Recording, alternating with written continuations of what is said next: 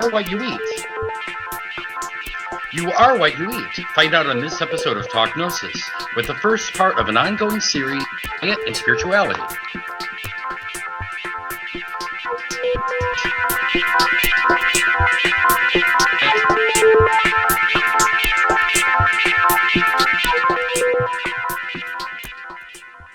Welcome to Talk Gnosis for October 9th, 2013. I'm Bishop Kenneth Canterbury, and joining me as usual is my lovely co-host, Bishop Lainey Peterson. Hello, Lainey. Hello, Ken. I want to make sure that everyone participates with us on YouTube. Make sure you leave comments. We will be active in trying to answer those in a timely manner for you. Also, make sure that you participate with us on Facebook. Lainey, tell us about this great series we've got going in tonight that we're going to be starting. All right, tonight we begin a series of shows on diet and spirituality.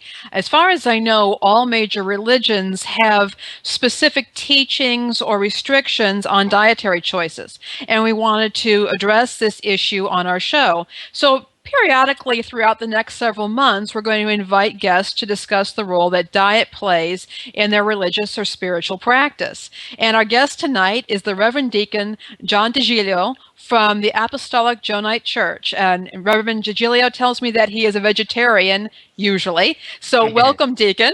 And so happy to have you on the show. Thank you. It's good to be here. Okay. Now, you are a vegetarian. So what does that mean? And in the most basic sense, what that means is that I do my very best, and notice I say do my very best, to abstain from eating meat. I am what you would call a lacto-vegetarian, in that I do use cheese, I do use milk. Once in a while, I will even include eggs. But as to the extent that I control it, I try to reduce the amount of animal material that is making its way into my diet, particularly with a focus on meat. Okay. And why did you choose this diet? That's actually a very interesting question. It's sort of a two-part answer. Mostly for health reasons. I come from a family where we have a very high rate of heart disease. It's claimed my father, most of my uncles, and I myself at a young age was diagnosed with heart disease. One of the most difficult things I found was controlling my diet in order to combat that disease. And by taking a lot of meat products out of my diet, it actually got easier for me. So that was the actual impetus to what I did.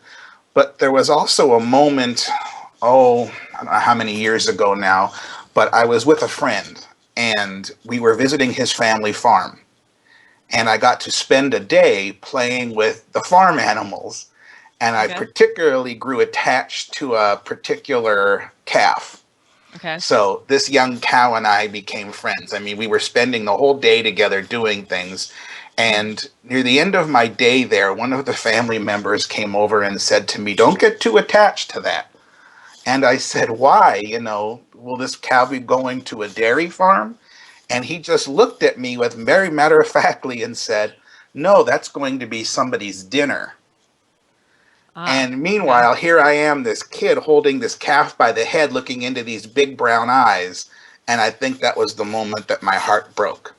Wow. And I did. That was the first step. I walked away and I said I would never eat another hamburger again for fear that it would be that particular cow. I know that's irrational, but it was what it was. And that also then helped inform my spiritual practices as I got older.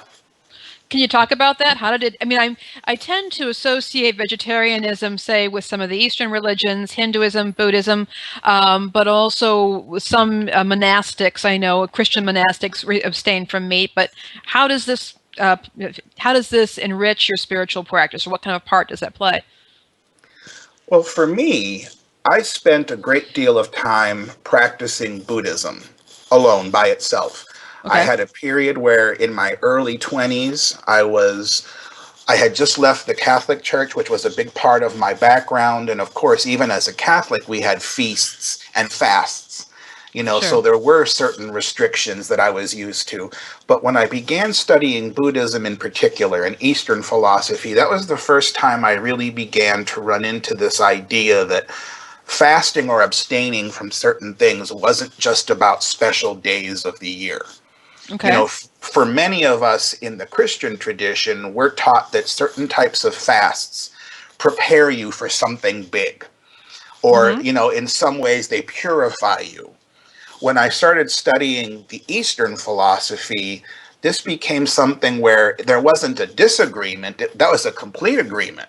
You know, certain things that you take into you, you know, can purify you or make you less clean.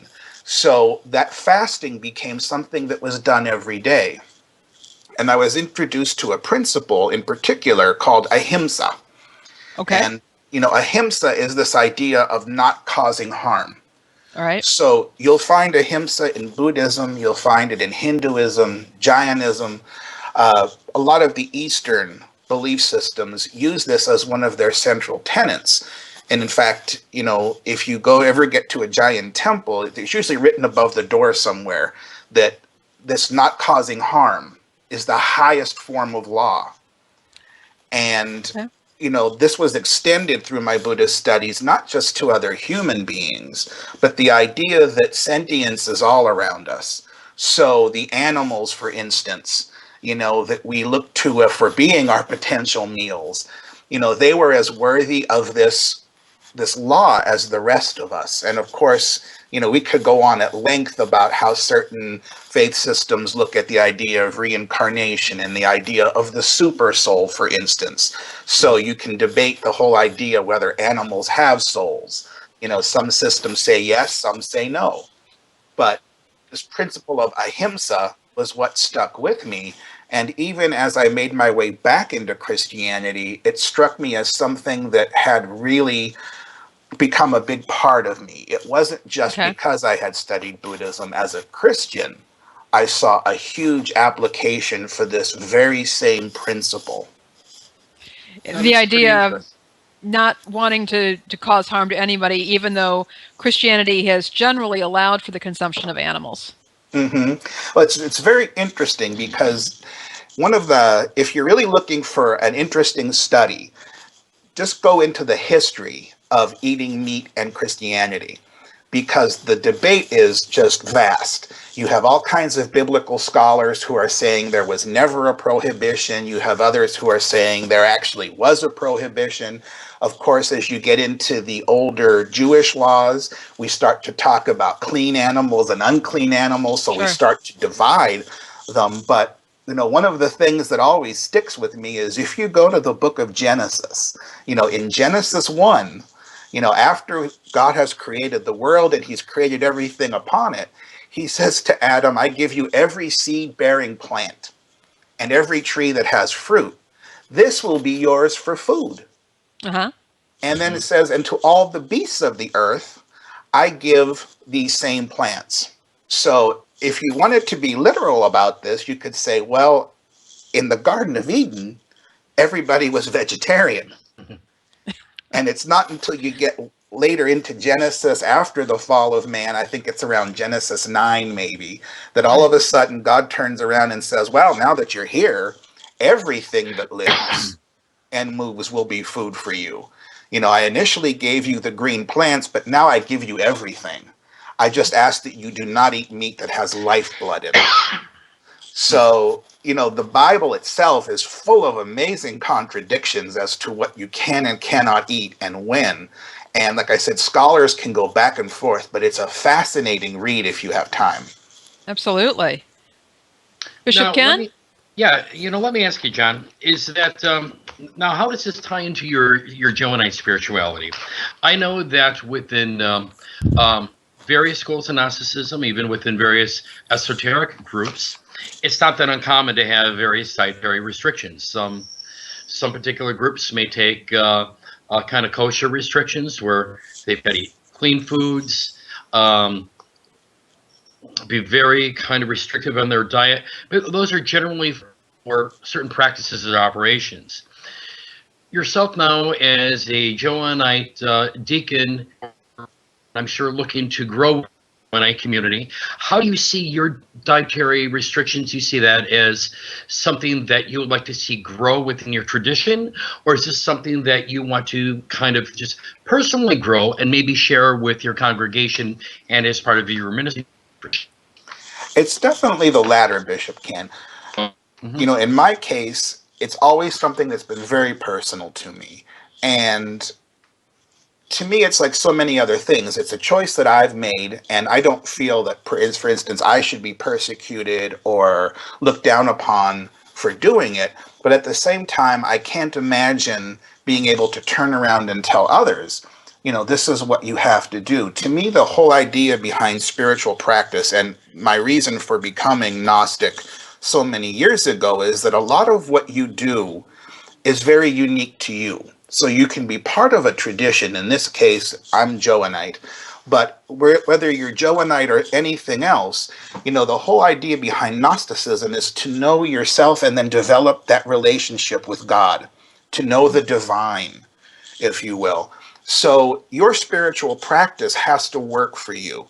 If adopting a specific diet helps you spiritually, then my advice is, of course, go with it, because that's what it's going to take for you. But if it's not something that's feeding into your spirituality, then it's not so big an issue. In fact, I guarantee you, when the Johannites sit down to a meal, most of them probably want me to sit somewhere else because they like to remind me that, you know, bacon can taste good, as some folks will say. You know, things like that. So, you know, anytime somebody has a question about it, I'm happy to talk about how I feel, you know, when it comes to being vegetarian and how that affects my spirituality. But it's not something I could ever imagine telling others, you know, this is the way it's going to be. You either abstain from meat or there's no pleroma for you. I can't imagine that.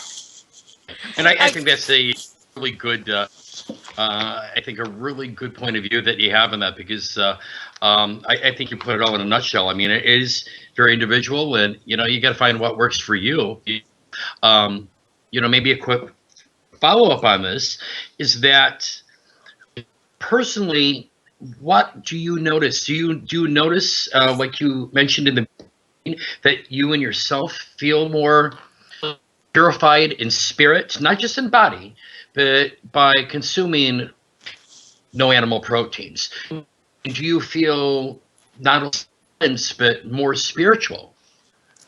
I do, actually, because I feel more connected to everything that's going on around me.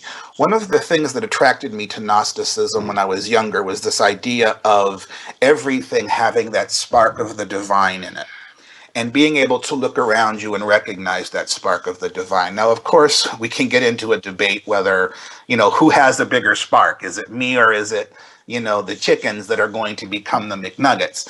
That sort of thing. Do they have a spark at all? I personally have believed that. You know, when I look around me, I like to see that spark manifest in everything. So by working harder to reduce the amount of harm that I'm causing, I do think I'm in greater touch then with all of those other sparks around me. I feel like I'm more part of a system. You know, the environmentalists will argue about how reducing the amount of meat eating actually can have a better effect on, you know, global warming and everything like that. Maybe that's all true. I'm not a scientist, but I just know how it feels. I know how it feels to me personally and spiritually. And once I started adopting this lifestyle, I certainly had a greater appreciation for all of the life around me, and I feel like I'm more part of it. I think that's fantastic. Yeah.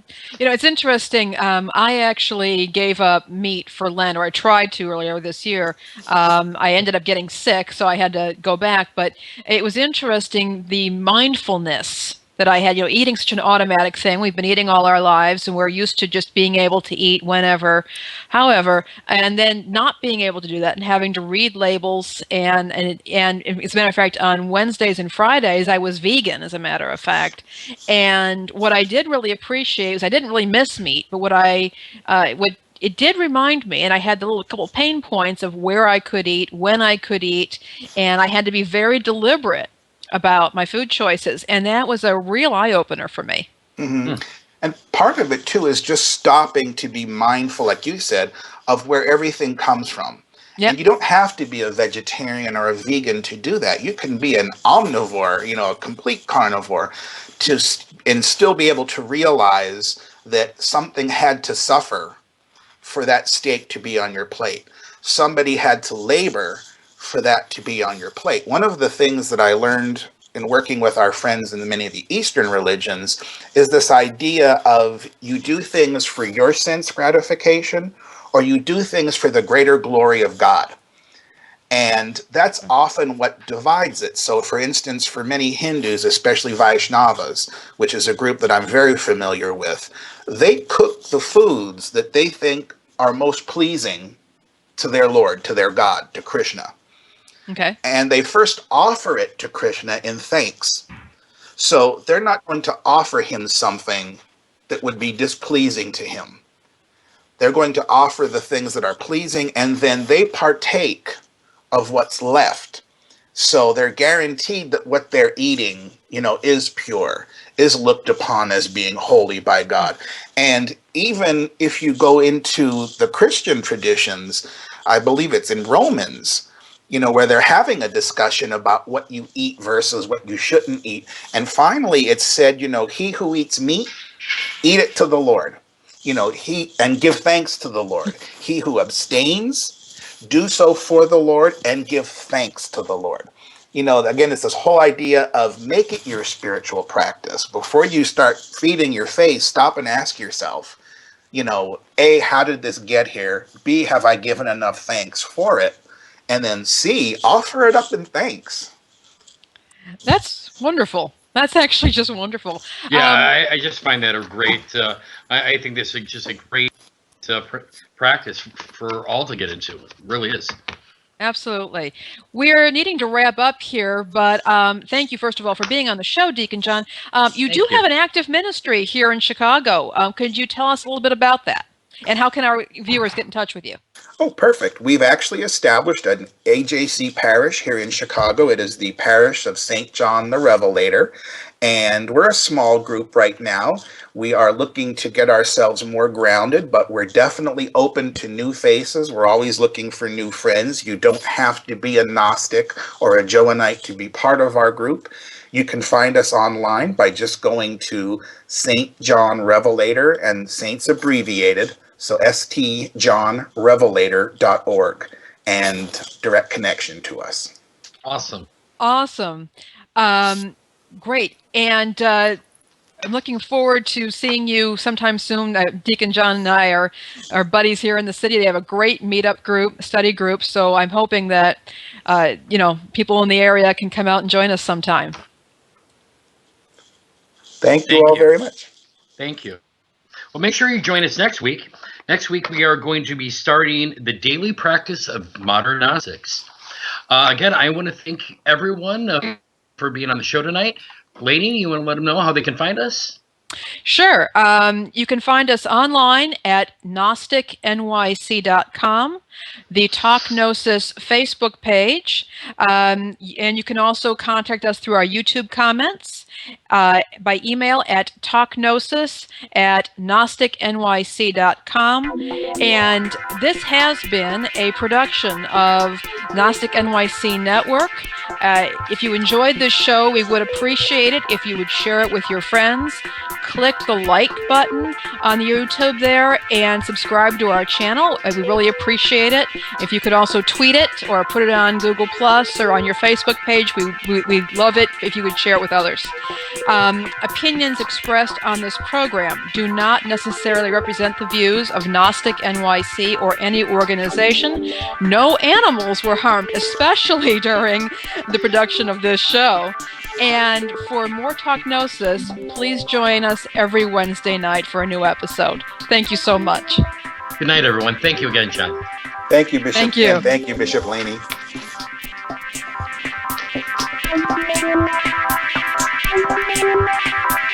Thank you.